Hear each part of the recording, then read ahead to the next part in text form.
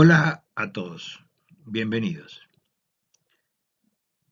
Vamos a hablar sobre el tema de la observación de cometas y vamos a partir de las cuestiones fundamentales, tratar de conocer de qué se trata este tipo de objetos, como también de las técnicas que deben ser utilizadas para hacer la observación y poder registrar eh, el brillo, particularmente de la llamada coma del cometa, o la cabellera del cometa. Entonces, iniciamos con el concepto de que estamos midiendo objetos difusos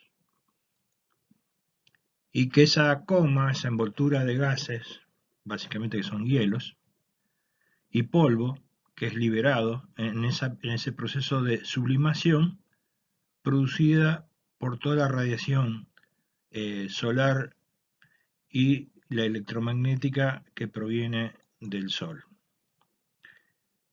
las cuales están constituidas por partículas cargadas del viento solar, que son electrones, protones y partículas alfa, más la radiación electromagnética sobre un cuerpo de compuestos gélidos, es decir, que están helados, en forma de hielos cristalinos y también amorfos. Hablamos de contenidos de agua, hielo seco, carbono, amoníaco, metano, hierro, magnesio, sodio, cianógeno y silicatos. Normalmente se hacen visibles entre las 10 unidades astronómicas y las 5 unidades astronómicas, es decir, ubicados dentro del sistema solar, estamos normalmente haciéndose visibles esas comas entre las órbitas de Saturno y de Júpiter. Previo a ello, en realidad el objeto, si es enfocado con un telescopio, es notorio porque no presenta coma y es exactamente igual de lo que puede ser un asteroide. Sin embargo, hay casos de cometas que se han descubierto a 20 unidades astronómicas, lo que implica que se subliman los gases a unas temperaturas muy bajas, a pocos Kelvin de temperatura.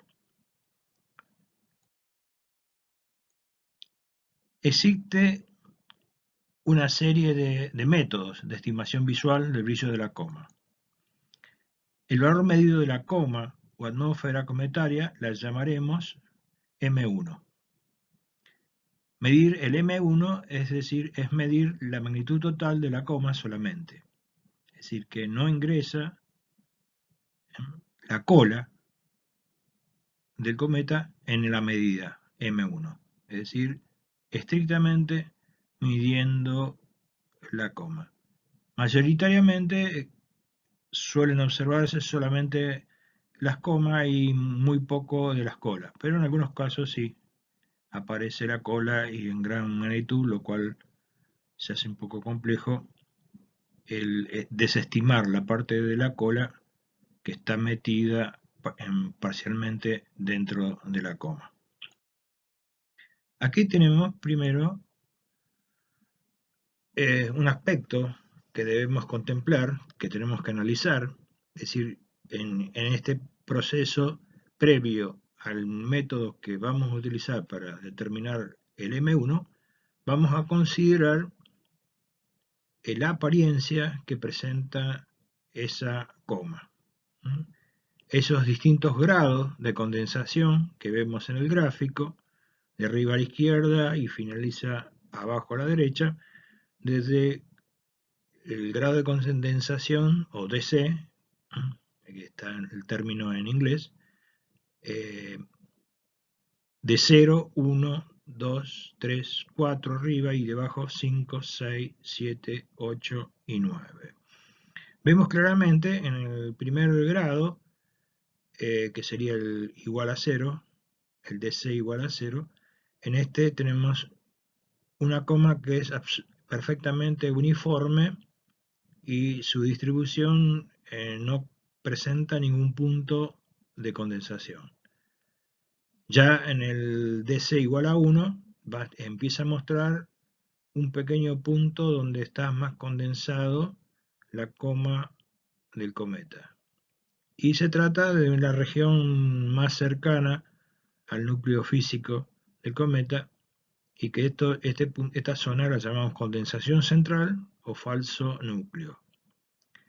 A medida que va creciendo el grado de condensación, vamos viendo que va tomando mayor importancia y el diámetro aparente va creciendo y haciendo de que el resto de la coma se vaya disipando al punto tal que entre el grado 8 y el grado 9 ya el aspecto que toma la coma del cometa tiene una apariencia que llamamos cuasi estelar, digamos traducido casi estelar. Partiendo de este grado de condensación vamos a definir el método a utilizar. Entre el grado 0, 1 y hasta 2 vamos a utilizar un método que lo creó una persona de apellido Sedgwick. En el otro extremo, entre el grado 7, 8 y 9, al final del diagrama de abajo a la derecha, vamos a utilizar otro método de otra persona llamada de apellido Boronikov. Este método tiene bastante cercanía con los métodos de medición estelares, ¿no? Particularmente cuando tenemos, digamos, una coma de un grado de condensación igual a 9. En el tramo intermedio, que puede incluir el 2 y también incluir en el otro extremo el 7, es decir, 2, 3, 4, 5, 6 y 7, utilizamos el método de Charles Morris, o método de Morris. Esto es como para, una vez observado, ya podemos, de acuerdo al grado de condensación que podemos observar del cometa, lo que muestra en ese momento el cometa, porque no siempre va a mostrar el mismo grado. Ni tampoco esto significa que hay un grado de evolución, que tiene que necesariamente recorrer del 0 al 9 y del 9 al 0 o cosas así. No existe eso, simplemente que va a tener su apariencia propia y que puede ir subiendo o bajando algunos grados, en más y en menos, un poco más, un poco menos, según cómo es la evolución de la coma del cometa.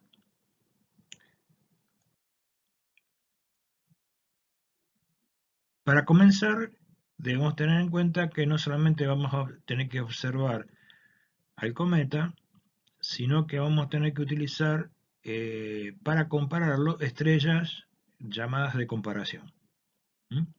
Vamos a buscar en algún atlas, en un catálogo, en cartas especiales para cometas, que hay una cantidad de estrellas ya prefijadas por el lugar donde va a pasar el cometa, estrellas que tienen brillos estables, brillos conocidos.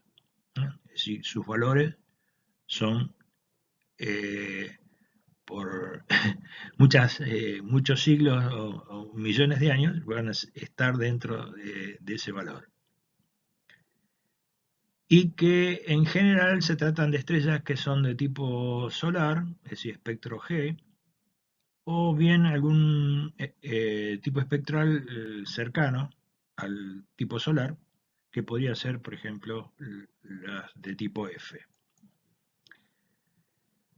Una estrella que va a estar ubicada dentro del campo de visión del cometa, normalmente los hay, pero si eventualmente no hubiese ninguna estrella de comparación adecuada, en ese campo donde se observa, vemos el cometa, vamos a utilizar estrellas de comparación que estén en la cercanía y dentro de lo que es la misma altura sobre el horizonte que tiene el cometa.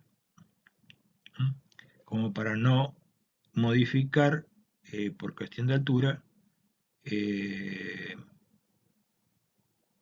porque todos sabemos que cuando hacemos observaciones cenitales, bien sobre nuestras cabezas, no hay distorsión de la magnitud por acción de la atmósfera terrestre.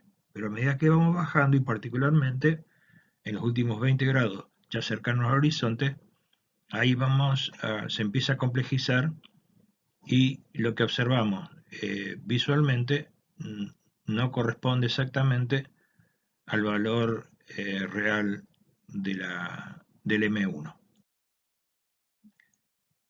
Se comparan pares de estrellas más brillantes y pares de estrellas más débiles que el cometa. Sí, obviamente vamos a empezar primero con una estrella más brillante y otra estrella más débil. Mientras más cercanas estén de brillo a la coma que observamos, mejor es. Y por las dudas podemos utilizar otros pares de estrellas más brillantes y más débiles para luego comparar los resultados.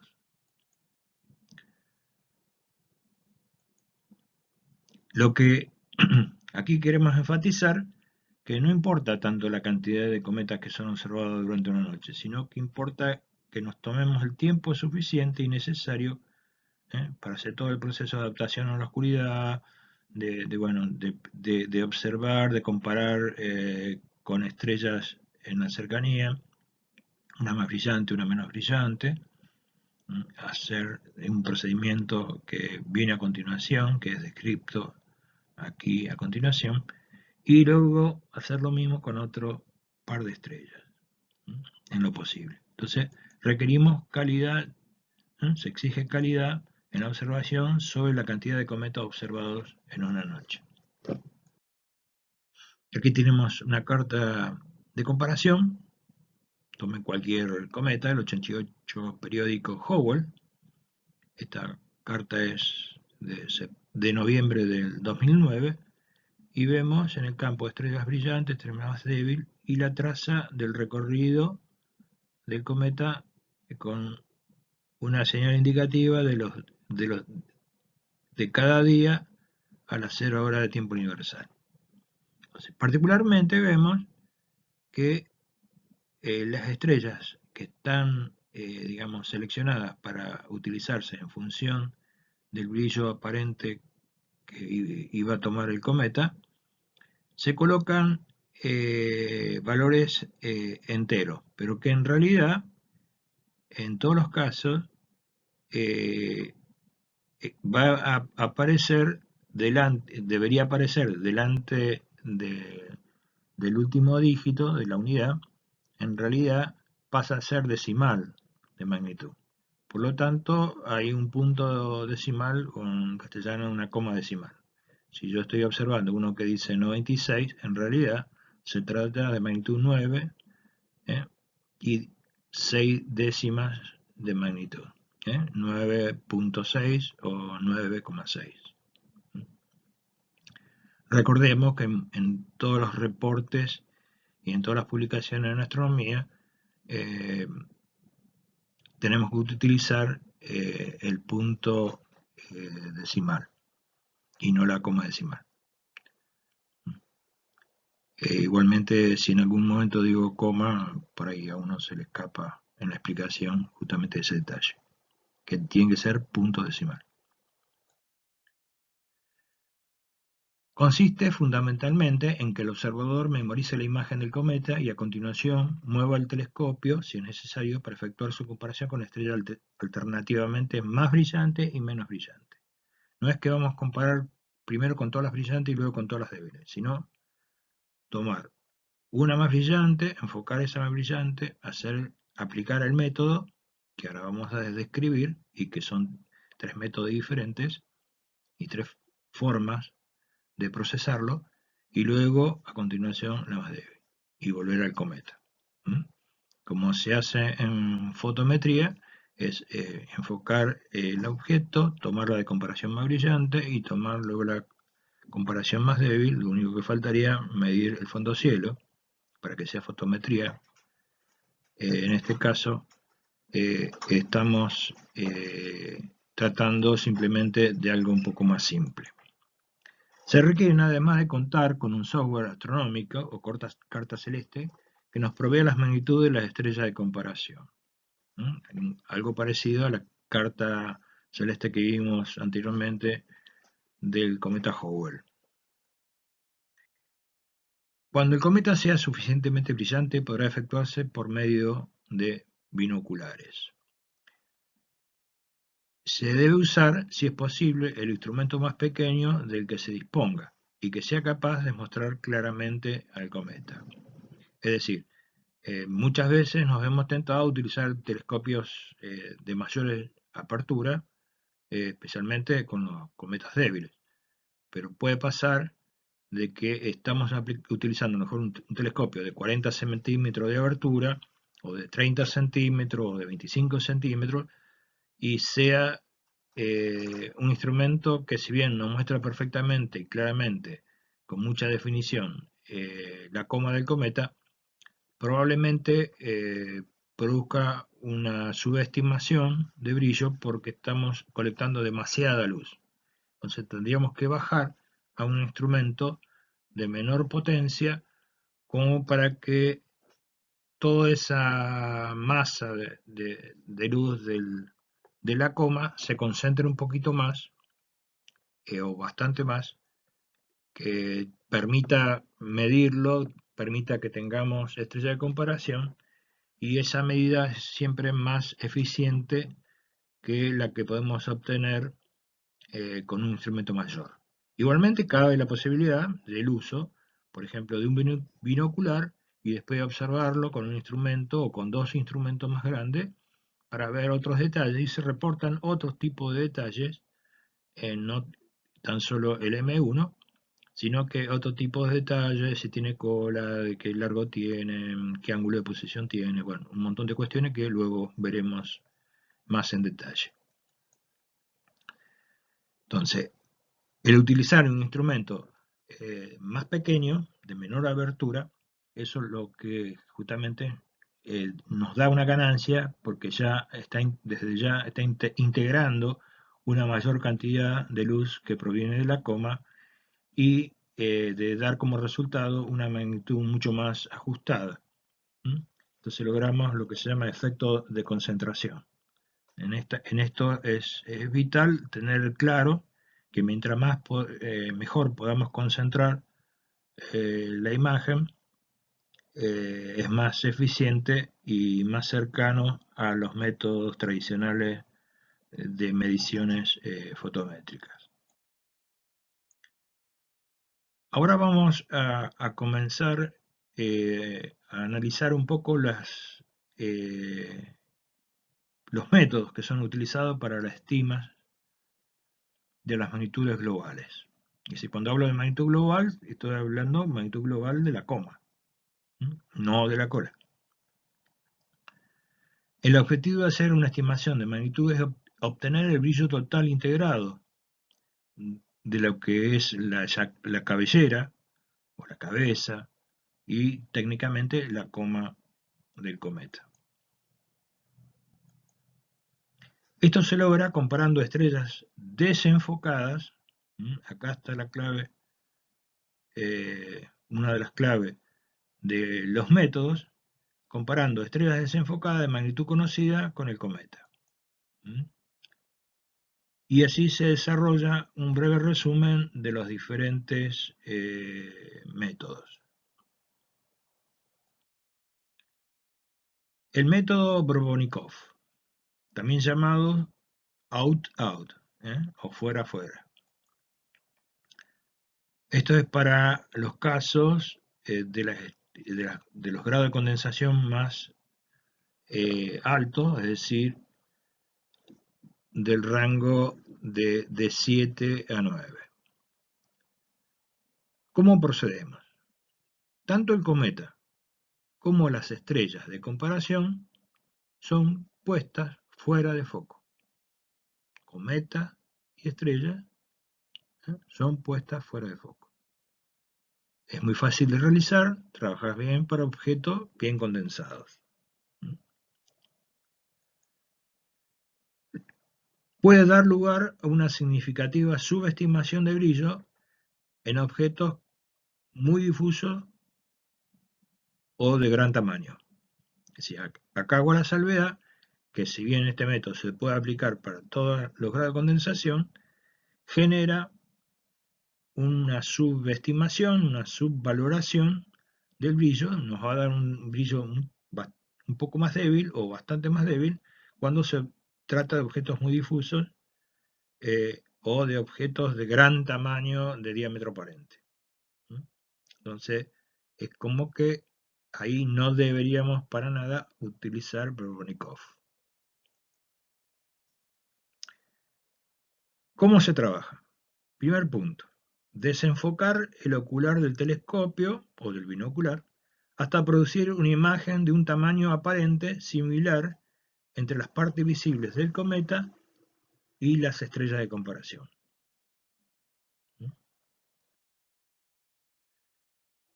Segundo paso, mirar una estrella más brillante que el cometa, seguidamente volvemos al cometa y después a una estrella más débil que el cometa. Siempre la imagen desenfocada. Comparar así las magnitudes de las estrellas con la estima del cometa y evaluar esta por interpolación. Es decir, evaluando la posición en la que está la magnitud del cometa entre las dos estrellas de comparación, dividiendo la diferencia de magnitudes entre las dos estrellas que estamos utilizando de comparación en 10 partes o 10 segmentos. Vemos abajo un grafiquito de una estrella más brillante y una estrella menos brillante. Arbitrariamente dividimos, imaginamos una escala de 9, digamos, estrellas intermedias imaginarias de brillos que van degradando hasta alcanzar a la más débil. Repetimos la medida con el mismo par de estrellas hasta que estemos seguros de la medida. Es decir, quizás de primera no logremos definir bien esto, pero podemos repetir la medición, iniciamos desde el punto 1 y volvemos a este punto de poder escalar imaginariamente entre las dos estrellas de comparación y ubicar al cometa en algún punto de estos. Y podemos decir, bueno, está a la mitad de recorrido, bueno, es la mitad entre la magnitud, digamos, de la estrella más brillante y la magnitud conocida de la estrella menos brillante. O podemos decir, está muy cercana, está a un paso, 2 pasos de la más brillante o 1 o 2 pasos de la menos brillante. El método de Sedgwick, también llamado in-out, es decir, adentro, afuera, el cometa en foco, ya difiere totalmente del Brodnikov. El cometa en foco, in, por eso in, es comparado con las estrellas de comparación fuera de foco. Si están fuera de foco, es out. Entonces, el cometa en foco, las estrellas fuera de foco. Esa es la característica del método de Sedgwick. Es muy importante que las estrellas desenfocadas tengan el mismo tamaño que el cometa. Es el método más popular y funciona bien para los grados digamos, difusos y se aconseja usarlos para DC entre 0 y 3 o algo menor de 3. Debo aclarar que antes no lo mencioné, que no hay, digamos, escala decimal entre 0 y 1. A lo sumo podemos decir que el cometa está entre 0, grado de condensación 0 y 1, o entre 4 y 5. Entonces, para eso podemos utilizar, colocar una barra detrás del numeral que indica el grado de condensación. Por ejemplo, si anotamos 2 barras, significa que está entre 2 y 3. Es una otra forma de que si ya tenemos experiencia y podemos lograr determinar grados intermedios, a lo sumo, digamos, podemos determinar medio grado. Más allá de eso es imposible. Primer paso. Seleccionamos 2 estrellas como mínimo, una más brillante y otra más débil. Y exactamente como en el Borobonikov, partimos de la misma base. Lo único que el cometa en foco y la estrella de comparación fuera de foco. Vamos a memorizar el brillo promedio de la coma en foco. Y este es el punto más delicado del método. El hecho de memorizar, poder recordar claramente, tener la imagen grabada, el aspecto que tiene la coma del cometa en foco.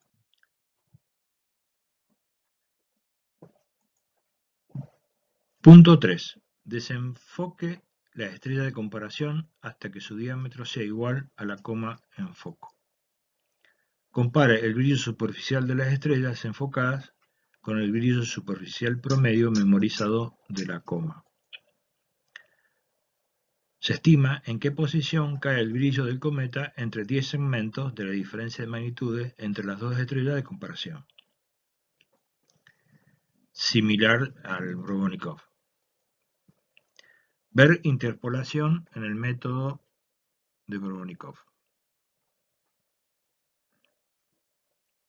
Punto quinto. Repita esta medición tantas veces como sea posible y con otros pares de estrellas de ser posible. Método de Morris, o también llamado out modificado, fuera modificado. Este método fue desarrollado como una forma de rellenar el espacio entre el método de Siegbridge, que es bueno para los cometas realmente difusos, y el Borobonikov, que es bueno para los cometas muy condensados. El cometa es puesto ligeramente fuera de foco, lo suficiente como para aplanar el perfil de brillo, de manera que es más sencillo determinar el brillo superficial medio del cometa. ¿Qué es lo que intenta este método? Desenfocar ligeramente la imagen del cometa. Al desenfocar ligeramente, ¿qué es lo que produce? Produce que si hay un determinado grado de condensación central, eso se distribuya y se desparrame en toda la superficie de lo que observamos de la coma, lo cual hace como que si ahí hay un pico de brillo, ese pico de brillo lo hacemos descender y lo aplanamos, lo mesetamos, lo aplanamos, entonces resulta más fácil de comparar después con las estrellas desenfocadas. Este brillo superficial y el diámetro del cometa también son memorizados. Entonces, tenemos el brillo superficial, producto de ¿qué? De haber desenfocado levemente para aplanar esa imagen y logramos un nuevo diámetro, que es levemente superior al de la imagen en foco. Y obviamente vamos a tratar de memorizarlo lo mejor posible.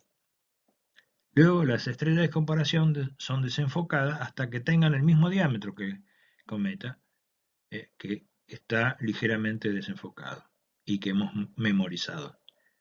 Y que será un poco mayor del diámetro en foco. Este método es considerado muy dificultoso, más dificultoso que los otros dos por algunos observadores. Pero es una cuestión de hábito. Uno se va acostumbrando a distintos métodos. Al principio parecería más dificultoso. A mí me pasó que me resultó más fácil por el hecho que sea plana y se puede comparar mejor. Pero cuando uno viene de hacer ciertos trabajos en fotometría se da cuenta que esto tiene una ventaja muy grande sobre los otros métodos. Hay que notar que cuando el cometa es muy condensado, este método se transforma directamente en Boronikov, o cuando el cometa es muy difuso se transforma en el método de Sigwick. Por ello puede decirse que los otros dos métodos son un caso particular de este. Es como que Charles Morley le encontró la vuelta al asunto y logró que en realidad casi prácticamente todos los cometas se pueden utilizar sobre la base del método Morris. Pero yo personalmente les recomiendo cumplir con los pasos que estamos viendo ahora y utilizar Segwit para los muy difusos, los intermedios Morris y los muy condensados Boronikov. El diámetro de la coma moderadamente desenfocada se iguala con el diámetro de una estrella desenfocada. Este método es válido, y lo reitero, para cometas de grado de condensación entre 3 y 7, o 2 barra hasta 7 barra. Primer paso, desenfoque primero la coma del cometa hasta obtener una superficie uniformemente iluminada. Es decir, en realidad vamos a tener que en algunos casos que el desenfoque es muy leve, y en otros casos, cuando los grados de condensación son muy altos, del 5, 6, 7, vamos a tener que obligadamente desenfocar un poquito más. Pero cuando logramos esa uniformidad y la iluminación, encontramos el punto exacto. Y ahí debemos memorizar la imagen, que es el segundo paso, y en el tercer paso, iguale el diámetro del cometa con el de las estrellas desenfocadas. Es decir, desenfocamos las estrellas hasta que alcancen el diámetro memorizado del cometa levemente desenfocado. Para lograr esto, las estrellas deben estar más desenfocadas, obviamente, que el cometa.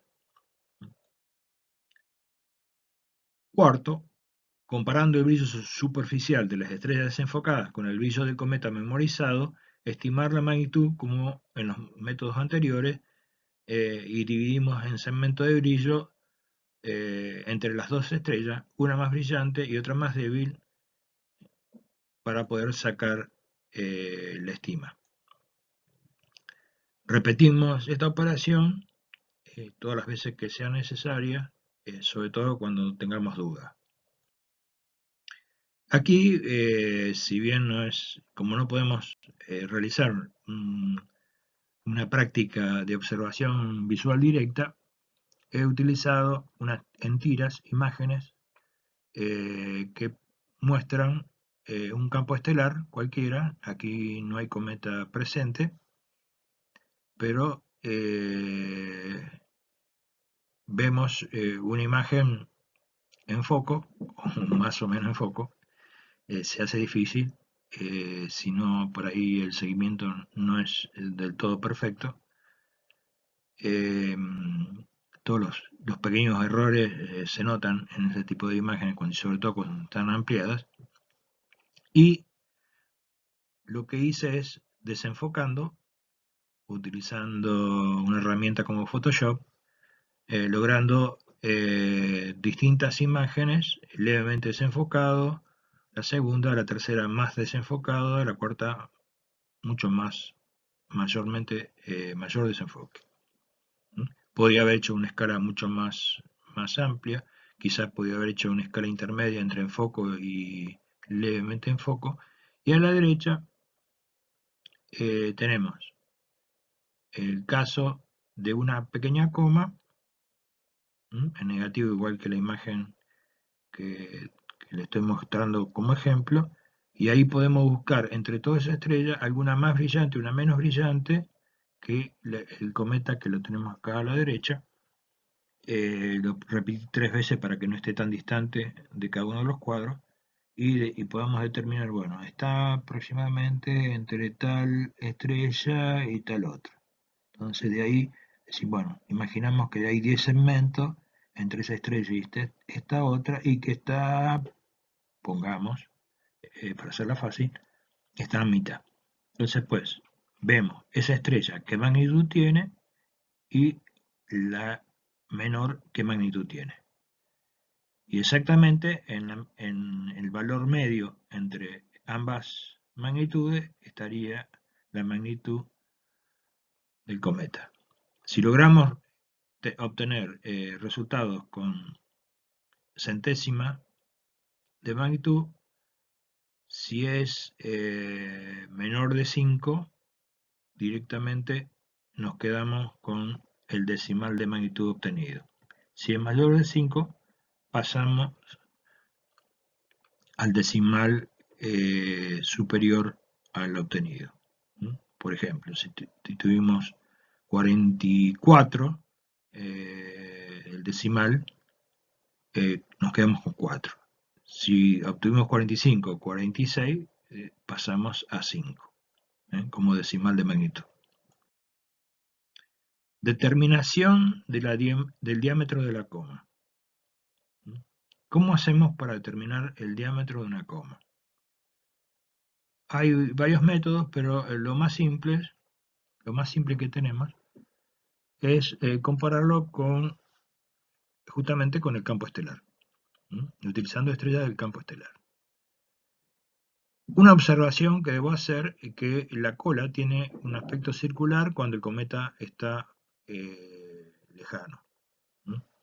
Cuando todavía el cometa, si bien muestra su coma, si tomamos información de su posición y a la distancia a la Tierra y al Sol que se encuentra, generalmente está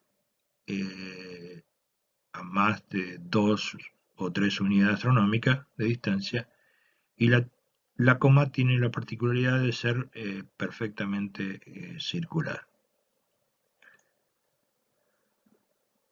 Va prolongándose hasta dar una forma algo elíptica a medida que se va acercando. Es decir, en el proceso de acercamiento vamos notando que se va estirando levemente la imagen para formar una pequeña elipse, y que eso es producto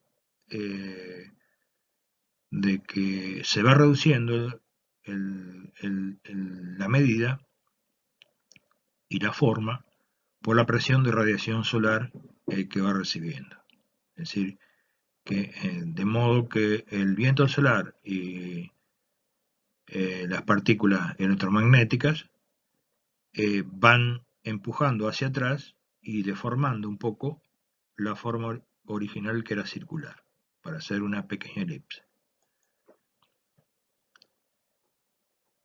En el primer caso debe medirse su diámetro, ¿no? Es decir, cualquier extremo que tomemos,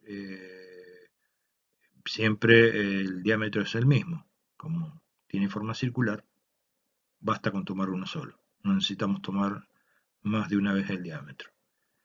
Pero en el segundo caso, cuando ya es una elipse, deberíamos medir los dos ejes, ¿no? El eje principal, que está vinculado con la dirección hacia el Sol y opuesta al Sol, obviamente es el eje mayor. El transversal, obviamente, es el eje menor. Entonces tomamos esa parte más ancha del segundo eje y podemos determinar las dos medidas. Esto es muy importante porque muchos observadores consideran que es tan poca la diferencia que reportan solamente una medida, el eje mayor que encuentran, y no reportan que tiene un aspecto, digamos, elíptico. Porque dentro de estos casos suele aparecer, cuando la elipse va aumentando, puede estar significando no solamente que la presión de radiación va aumentando, sino quizás ahí adentro, sin saberlo, puedan estar ocurriendo desprendimientos muy pequeños de de pequeños fragmentos, rocas que salen despedidas en la coma, y el resultado final de la observación, como no tenemos resolución espacial suficiente, tendríamos que utilizar un telescopio de 1 metro, 2 metros, 3 metros o más para ver qué realmente está ocurriendo, pero en nuestros pequeños instrumentos vamos a notar de que hay algo que se está como estirando y no sabemos exactamente de qué se trata, si es normal por la presión de radiación o por otra cosa. Por eso que es importante ver la medida de esa elongación en algún caso y reportar como una suerte de alerta diciendo, bueno, acá yo lo veo mucho más alargado que la noche anterior.